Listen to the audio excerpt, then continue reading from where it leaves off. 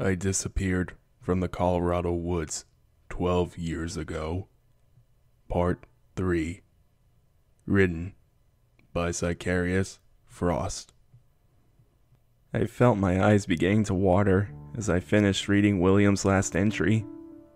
The thought of him alone and confused as he slowly waited to die was horrifying to contemplate. How terrified he must have been, and how confused his family back home would be to have never known what had become of him. However, the most horrifying realization was how similar our situation was, and how I was on the verge of suffering the same fate. In addition to the heartache, a few portions of his testament stood out to me. He mentioned he had disappeared all the way back in 1989, nearly 20 years before I had, and yet his corpse looked no more than a week old. That raised two possible explanations in my mind, and neither of them were good. Either he had been there surviving for almost 2 decades without being able to return home, or for some reason, his body just wasn't decomposing. Also, he mentioned he had last been hiking out in Tennessee before he woke up here, and yet, somehow the two of us were transported to the same location. So either the phenomenon or whatever else was responsible had changed locations in the last 20 years, or it was large enough to affect both of us from hundreds of miles apart. Once again, both possible answers kind of sucked. He seemed every bit as confused about being there as I was too, and his theory got me thinking once more. Could it be possible we had just randomly fallen into some time void dimension? I wondered again how it even came to be created, and for what purpose. But in the moment, I had no way of finding answers. His last words sent yet another shiver up my spine. "You're not alone down here." William's knapsack contained a handful of coins, which would help me continue to mark my trail. He also had an empty flask, some matches, spare pencils, but most importantly, there was another flashlight with a bit of juice left. That was especially appreciated because mine was running dangerously low. In the end, I decided I might as well just take the entire bag, and so I lifted it onto my back. Before leaving, I said a quick prayer over William's body, and half-heartedly continued deeper into the tunnel. I don't know how long I stumbled around in those desolated caverns, but it must have been hours because it was long enough to drain the battery on the flashlight. It began to fizzle and cut out, and soon, the world went dark again. I felt a new level of fear then. Alone in the dark, a stranger in a strange land with no clue what I was doing or where I was going. Then it got worse. I took my sock off my foot, wrapped it around a bundle of William's pencils, tied my lace around to secure them, and dabbed a bit of the alcohol from the flask on it. As I was assembling my ghetto torch, I heard something shuffling in the distance. With renewed urgency, I completed my work and sparked a match. The flame on the torch glowed bright, bathing the cavern in orange. A modicum of relief flashed over me, but it was quickly extinguished as a shrill screech pierced the air. I spun around, but could only see dust floating where whatever made that screech had been standing a second ago. I didn't need to see it though. I heard terrible sounds beginning to stir and grumble from all around me, and I lost all sense of composure. I ran, barely even able to see where I was going in the dismal path. Unseen things began to hoot and cackle from the darkness around me, but I kept going without so much as a glance back. Up ahead, I finally spotted green light filtering in from further down the passage. I ran for it, as the subterranean denizens stayed hot on my tail. I neared the corner, but paused as a wretched howl reverberated up ahead. It made the bones rattle in my body as the horrendous sound echoed through my veins. The sounds behind me were also getting closer, and without anywhere else to go, I rounded the next bend. Suddenly, I had to slide on my feet to a stop as the ledge abruptly cut off in front of me. I then found myself at the rim of a massive chasm. The ground just cut off, leaving an open abyss before me. Some rocks scuttled over the cliff as I came to a stop. I watched them tumble downward into the darkness below, but none of them made a sound of impact. It didn't make any sense. There was just nothing down there. Nirankara! A sudden voice shouted to me in some unknown foreign language. I looked around but didn't see anyone. Nirankara! The voice sounded increasingly desperate, but still I didn't see anyone. More voices then chimed in, and soon a chorus of pleads from all manners of foreign tongues filled the air. Finally, I looked around the chasm, and on the other side of the cliff I saw something I could barely believe. Embedded in the walls of the rocky cliff sides were faces. Dozens of faces, both human and other. It looked as though someone had just taken them and buried them up to the neck in the side of the cliff. More of them opened their eyes and began screaming, but I couldn't understand what any of them were saying. There had to have been hundreds of them. Suddenly something yelped and slammed me from behind. The impact very nearly knocked me over the cliff and into the abyss, but I managed to stabilize myself with just inches to spare. Something was on my back, slashing and tearing at my shirt and flesh. I scrambled and backed away from the ledge, slamming my back into the rocky wall. The thing on my back leaped down and fell between my legs, biting and scratching at my legs.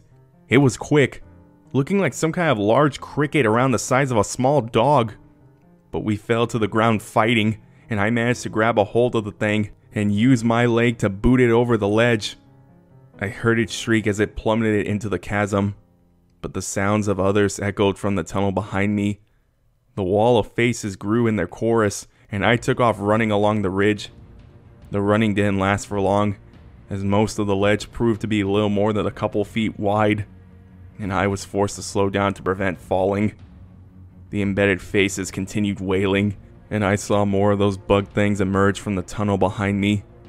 Down below, I heard something beginning to stir down in the abyss. I just kept going, but only 30 seconds later, and my worst fear was realized. A sudden dead end on the ridge, with nowhere left to run. Behind me, the mob began closing in, and I felt the tremors of something enormous begin thudding against the rock below me. I thought I was screwed, and honestly, considered taking the plunge into the abyss. Better that than be torn apart by the mob of insectoids pursuing me. No matter how hopeless the situation seemed, something within me refused to surrender. I turned back, determined to face the approaching horde. I braced myself as I watched dozens of them getting closer, but I didn't get the chance to fight. Something made of glass then struck the ground in between us, bursting into a blaze of flames. The bugs shrieked and scampered back, and the thing below grew near. I turned to look up, but before I even could, I saw a rope unravel behind me. Someone was up there on top of the cliff, dressed in some kind of gas mask with bright green lenses. He shouted down only a single word to me. "Climb!" He didn't have to say it twice, and I lunged for the rope, pushing my boots against the valley wall and moving upward as quickly as I could. An ominous hiss then emitted from below, and I turned to see some enormous abhorrent thing lumbering up the cliff behind me. Multiple pincers and a thorax of jagged spines was carried forth by dozens of scuttling legs. The most disturbing thing about it was the face, which appeared way too similar to a human's for my liking. A sudden boom then echoed through the valley, slamming into the hideous centipede crawling up the cliff. It wailed as a chunk of its body exploded away with an eruption of steam of green gooey pus. The impact of the gunshot caused it to momentarily stumble, and it provided the break I needed. When I neared the top, my savior reached out and grabbed my arm. In one swift motion, he essentially hoisted me up and threw me onto the cliff beside him. He then fired one more shot, which was met with an agonized screech, and cut the rope behind me. I scrambled away, hearing the sounds of the ravenous mob continue to hiss and scuttle down below. The man was dressed in some kind of ragtag leather armor, with a multitude of tattoos on his chest and shoulders. He wore a sort of gas mask apparatus that concealed his face. When he seemed certain that the beast could not follow us, he turned from the edge and pointed his rifle towards me. Who are you? He bellowed. I raised my hands, trying to convey I meant him no harm. David! My name is David. The man cocked his head slightly to the side. How did you get here, David?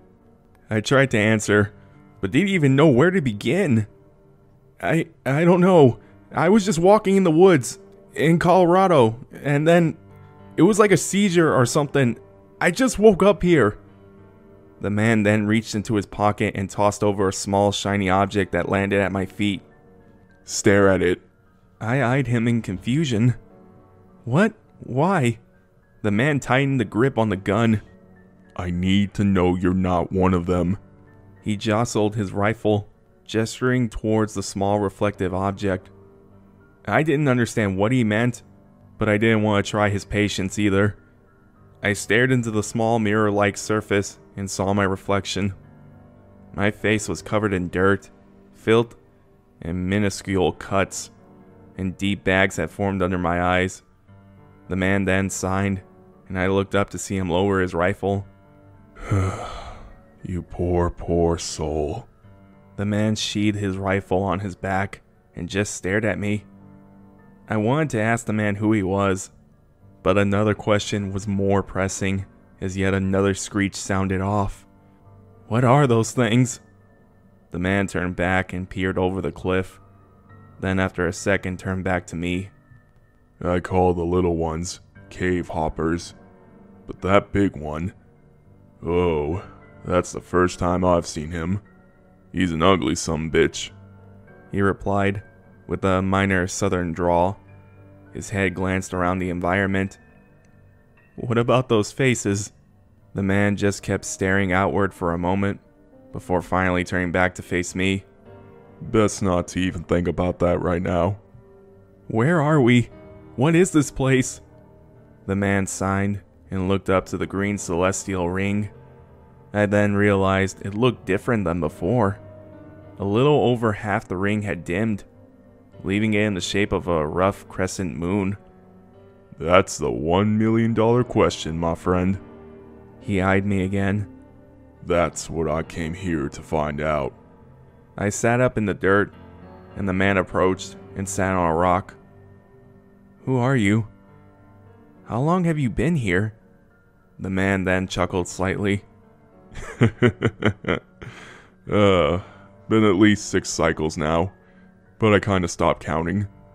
No real way to tell time here, except for that. He flicked a thumb up in the direction of the green ring. It doesn't always stay the same though, but as far as who I am... He then lifted his arms and removed his mask. He was a white guy, maybe late 30s with a thick black beard and shaved head. Imperator Michael Torrens. Call me Michael though. He leaned towards me and extended his hand. I met it and shook. The relief of just feeling another person's handshake in that moment was indescribable. I had started to think I would never see another sane person again. He struck me as the military type, but his self-proclaimed title was one I didn't recognize. Imperator? That doesn't sound like a military rank. That's because I'm not military. At least, not anymore. His brow then scrunched, as if he were second-guessing himself. Well, I guess I kinda am. But it's difficult to explain. My mind seemed to breathe a sign of relief in that moment, but then the ungodly shrieks again thundered out. They were different this time, and didn't emanate from the valley below.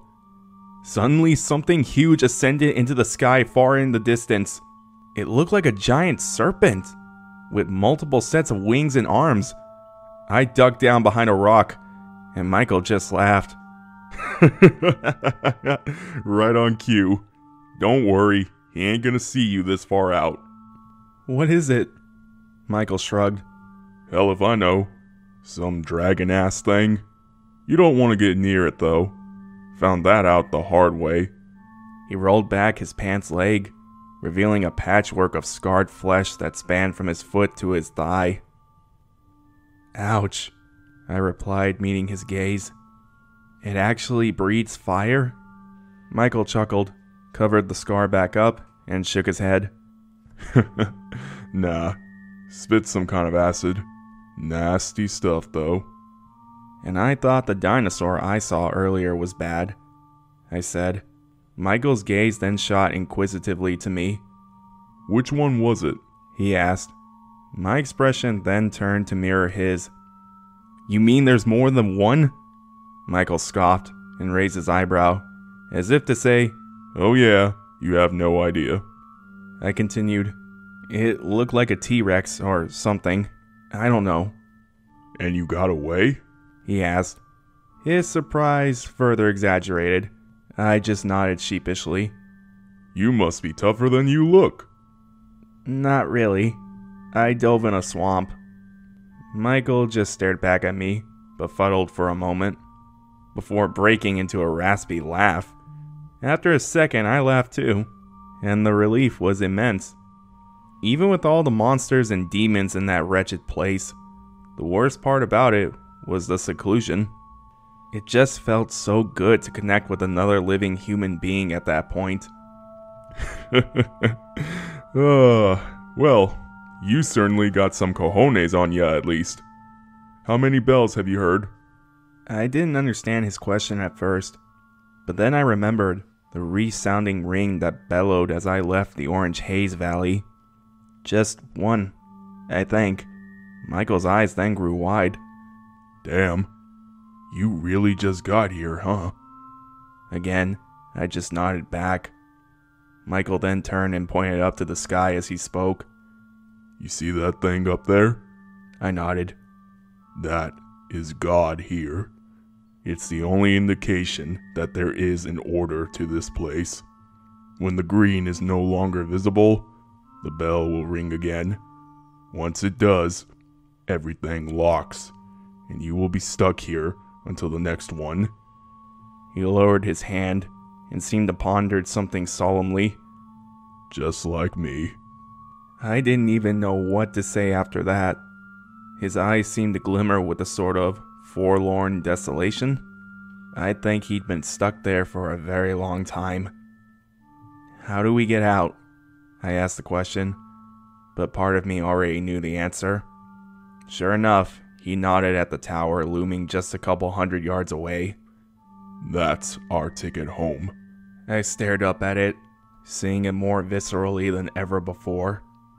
Its jagged architecture and swirling glyphs appeared worlds more intimidating than it had previous. It loomed large over the landscape as some eldritch monolith of a forgotten eon. As if it wasn't clear before, the fact became irrefutable in my mind then. No way that thing was made by humans. He and I just sat and talked for a while, and he offered me some food he had on him. It was only some odd orange berries and bitter nuts, but it was most appreciated. We got to talk about everything, where we come from, and what we had been doing. Much as I had suspected after first meeting him, he confirmed he was a part of some shady government agency. Black Ops stuff, classified above top secret. He said the organization he was a part of held no loyalty to any nation or individual government. Their focus was instead on humanity and planet Earth at large, and sometimes that meant siding with opposing forces. He said that he and the people he worked for had been trying to gain access to the place for a very long time. Michael managed to get in, but admitted he hadn't seen a single other member of his team since he'd been there. He then said that the cycles he mentioned earlier were his measurement of the time the green rings took to deplete. Apparently, every once in a while, the ring would go entirely dark, before resetting in full not long after. He also hinted that something very undesirable happened then, but also that it was a moment of opportunity. He said the time between the cycles seemed to change drastically, but he had no way of proving that without an outside reference to track time. He said the first one he measured lasted 29 days, with the next lasting 113. His watch battery died partway into the third, leaving him unable to keep track further. He then told me some really strange things about the place itself. He explained that time worked differently there, but he didn't understand exactly how. There was no day or night or seasons of any kind, just a perpetual twilight illuminated by the green ring. He also said things didn't rot there, and corpses didn't decay. He even had a name for the nightmarish world itself. He called it The Intermedium. The name didn't make a whole lot of sense at first, but the more he explained, the more I began to see the reason why. He told me a lot about it, and at a certain point, I don't think I believed him anymore. Not that I thought he was lying to me. I didn't see any reason why he would. It's just that the story he told about the Intermedium was something so ornate, so bizarre, and so beyond any theory I had that it simply left me befuddled. It was one of those tales whose details were so strange that it couldn't possibly be anything but the truth. Reality is always stranger than fiction. I'll save the bulk of the information he provided for my final entry, as I believe it is more suited for the conclusion. For now, let's just say he told me what he thought was responsible for me ending up there. And in that moment, that was the explanation I truly needed more than anything else. So why me? I asked. Michael met my gaze, but seemed confused. Why did I get taken? Michael just shook his head and shrugged. But it wasn't good enough. Your best theory? I demanded. Truth is, I was desperate for any explanation by that point. He probably could have told me it was a secret conspiracy between Taco Bell and Bugs Bunny, and I would have believed him. I just needed some kind of answer, no matter how ridiculous. It just happens. Some people get taken while others don't. He seemed to silently admit defeat in the prospect, but then returned my question with one of his own. Do you believe in the supernatural? I just looked at him, as if there was any possible way I didn't after what I'd already seen. He chuckled as if he must have sensed what my answer would be. Well, I didn't. Not until I woke up here. Thought science could eventually explain everything. And maybe one day it will. But I kinda doubt it. It's interesting though. The Arapaho tribe used to have legends, which I now think have something to do with all of this. They called it the danger of the silence. Their superstition was that isolated areas and lonely places worked in ways which we can't explain. They use the word spirits, but I think it's even more complicated than that. They would always travel in groups of at least 2, no matter what they were doing. Gotta take a shit? One of your Arapaho buddies had to come pop a squat alongside you. They said it was dangerous to be alone in the woods, even for a single moment. Not because of animals or people, but because of them momentarily forgetting they exist. What does that mean? I asked. Michael shrugged and jolted his neck. The way they talked about it was like it was just a force of nature, like the wind or the rain. It just happens. Yeah, but there's an explanation for wind and rain, so there has to be one for this. He didn't seem to have an answer for that, and his gaze just lowered to the dirt before him. Once again, the tower looming on top of the cliffs caught my eye. Michael pondered on the question for a good minute, and finally, he just grabbed his rifle and stood up. When we get out of here, I'll tell you everything I know. As much as I didn't like it, I knew that was the last he was going to speak on the matter at the moment. We had other things to worry about anyways. As if what Michael had asserted was true, then we were running out of time. He and I began to walk in silence along the crumbling ridge for a while. The narrow trail quickly turned from an uneven slope to mounds of boulders that we were forced to climb over.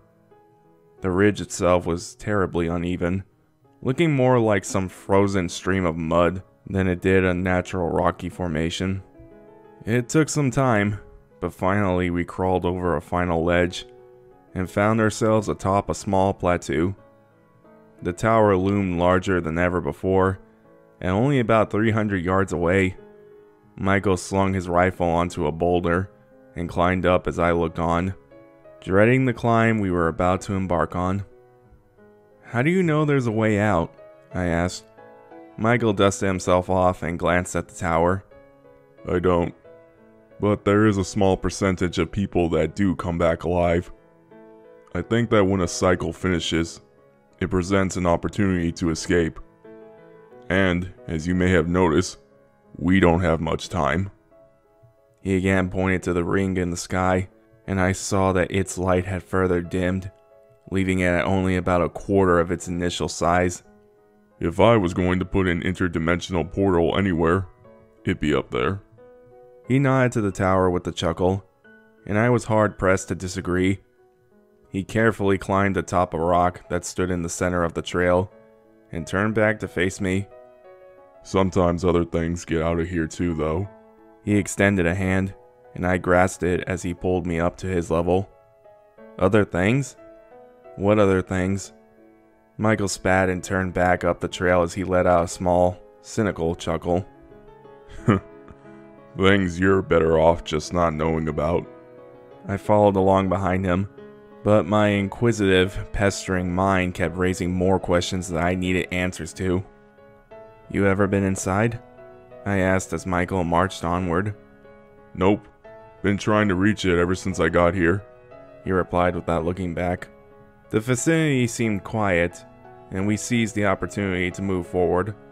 The path widened into a small plateau, and molded further up ahead into a serpentine trail that appeared to lead directly to the base of the Cyclopean Tower.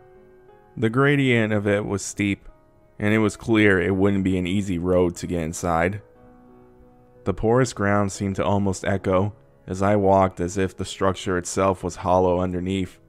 We rounded the small rock quarry, and Michael suddenly stopped.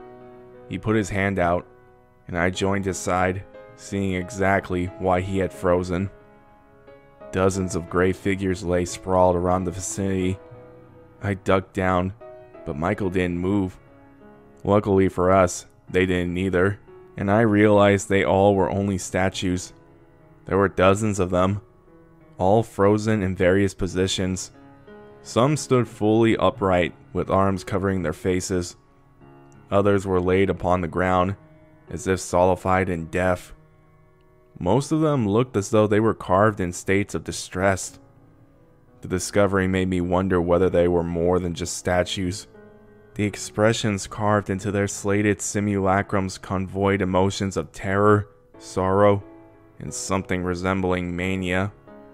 Most were human, but there were animals, and other unknown species as well.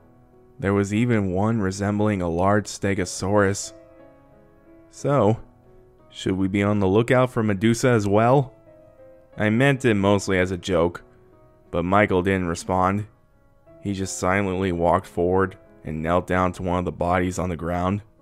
It appeared to be a young girl, wearing an old-fashioned gown like those seen in the early 1900s. He put a hand out and touched her cheek, but nothing changed. I know her. I turned to stare at him, mouth agape. What? Her name is Natasha. She was French. Didn't speak much English, but she was with me for a while. She just disappeared suddenly, and I never found her. Michael then lowered his head, as if stricken by the weight of his apparent failure. I felt my heart ache for the poor young girl, but I had nothing to say. After a few seconds, Michael lifted his head and stood back. Let's just keep moving. We don't have much time. And so we did. Michael began to sift through the field of frozen figures, and I followed silently behind. The way was beyond unnerving as I continued to ruminate on what Michael had claimed. All the people and creatures there frozen in time, like Han Solo in Carbonite. What power could have possibly done that? I don't know, but it was pretty evident that we were walking right towards it. The silence made me uncomfortable, and eventually I had to ask Michael a question that had bothered me since arriving. So what's with the green ring then? Is it a star or something? Michael contemplated as we approached the sloping terrain. Not likely. He didn't bother to turn back as he spoke, and I could tell he had a lot on his mind. We were approaching the area where the bridge trail to the tower began. When he finally stopped and turned around, I saw his eyes scan over the macabre scene around us, and he let out a defeatist sign. Even after all this time of being here, I still can't explain half the things I've seen. He then shook his head, frustration evident on his face. He then turned and kept going, and I again followed. The two of us climbed up onto the rock and stood staring at the horizon. From that vantage point, I could see further than ever before. A long, desolated prairie rolled across the land until running into a blockade of towering, dark mountains. I saw shapes moving in the distance, but they were far too distant and numerous to define. I then noticed Michael staring up at the ring. You know what's interesting? He asked, averting his gaze back to me. When it's full, it almost looks like an eye. Needless to say, that sentiment did nothing to quell my rampant mind. Michael then chuckled and hopped down onto the next part of the ridge. I guess sometimes all you can really do is laugh. We kept going up the winding trail and slowly began our trek up the slope to the tower entrance. Michael pointed out a large arch at the base, and both of us summarized that it had to be the entrance. Before long, we were practically crawling on all fours as the slope grew steeper with every step. Michael then ushered me to go first, and after arguing my case for a moment, I decided it was wise for me to do so. He was much more heavily weighted than I was after all, and since he had a rifle, I thought he could watch my back if anything tried coming after us. I've never been much of a rock climber, but I've had at least a fair share of it. That moment really pushed my abilities to the absolute limit. At the pinnacle of it, I found myself pressing outward with both arms and legs against parallel rock walls. I found my muscles beginning to twitch with every minuscule step. But somehow, I managed to reach the next ledge. Once over, I collapsed to the ground and began to pant heavily. You good up there, David? Michael called. I took a moment to catch my breath before calling back down. Yeah, I'm good. There was a brief reprieve there, in the form of a small crevice, which I could just barely fit upon. After looking up to the final obstacle, I realized the toughest stretch was yet to come. The only way I could see to proceed was to leap upward and grab onto the ledge above me. If I missed or couldn't hold on, then I'd plummet hundreds of feet down. Below me, that empty chasm loomed large, threatening with an everlasting dark embrace. Can you reach the next? A sudden massive thud against the ground reverberated along the cliff, cutting Michael off mid-sentence.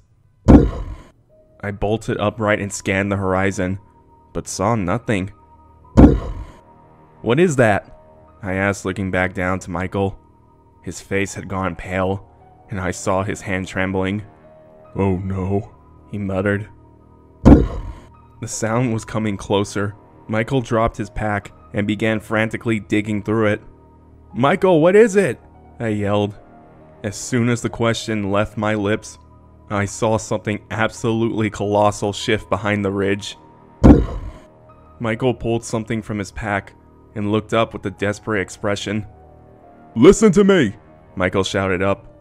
You get inside and make your way up to the top. That'll get you home.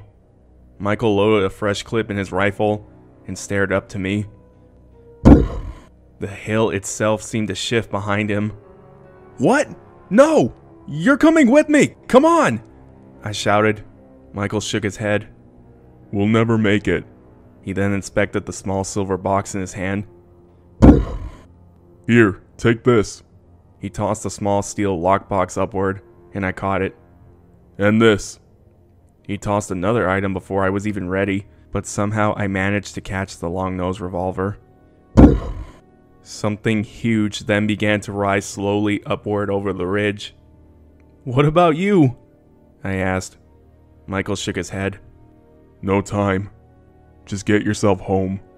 He muttered something to himself and smiled, but I couldn't hear what it was. He and I locked eyes as another boom rattled out. I then saw the thing rise dozens of yards above us, looking like a giant moving slab of concrete, the same color of the frozen statues on the ridge. Its head was rounded and lined with large green orbs that glowed similar to the ring in the sky. The massive golem began to turn in our direction, and Michael seemed to have already accepted the inevitable. He cocked his rifle, and I understood. It was nice meeting you, David. Give my regards to everyone back home. He spoke it with a slight grin, but I felt tears welling in my eyes. I wanted to argue, but didn't get the chance again. Michael turned and suddenly charged towards the towering behemoth. He opened fire, letting a barrage of bullets pelt into the head of the enormous golem. It then roared with the intensity of a dozen jet engines, and I turned away to do what needed to be done. There was nothing I could do for him. I had to go. The sounds of bullets and booming thundered behind me as I eyed the ledge above. Fragments of memories began soaring through my mind with the ferocity of a psychic typhoon. It seemed as though every moment in my life coalesced into that single instant. One act that determined not only my own fate, but the memories of the others and the things I had seen. I said a quick prayer, and I jumped. My hand struck over the lip of the ledge, but the smooth rock made a handhold impossible. I panicked as my hands and body began sliding backwards off the ledge. I was about to lose grip entirely when my right hand managed to snag hold of a nook in the rock. I squeezed tight, using every ounce of strength to avoid falling to my doom. My legs dangled helplessly, and I grabbed hold with my left arm. The flashlight tumbled out from my pocket, and I turned to see it plummet into the abyss. Some part of the nihilistic sense of my mind screamed out at me to just let go. Just give in and rest. I was so exhausted, but something within me wouldn't let me quit. It took every last muscle in my body to haul myself upward, but somehow I did it. I pulled myself up over the ledge and collapsed into the dust. I felt my mind flicker on the brink, but then I saw Michael. He was just standing there, emptied rifle at his feet as he eyed the titan before him. The thing let out one final roar, and Michael didn't even flinch. From the center green orb on its face, a glow beam emanated and shined down upon him. I heard him gasp and croak as his body seemed to twitch and go stiff as which struck with a sudden bout of rigor mortis. He cried out, and his body went statuesque, like the others. Patches of his skin then became discolored, turning gray and spreading like a slow rolling tide along his skin. Suddenly all the others made sense, and within a couple moments, Michael looked just like them. Gray and frozen forevermore. I was momentarily transfixed by the profane demise of my only friend, and didn't notice the golem turning in my direction. I looked up, just in time to see it lifting its arm. I sprung to my feet and ran towards the entrance of the tower. but I was too late. All I really remember was one last concussive boom as everything exploded and faded to black around me.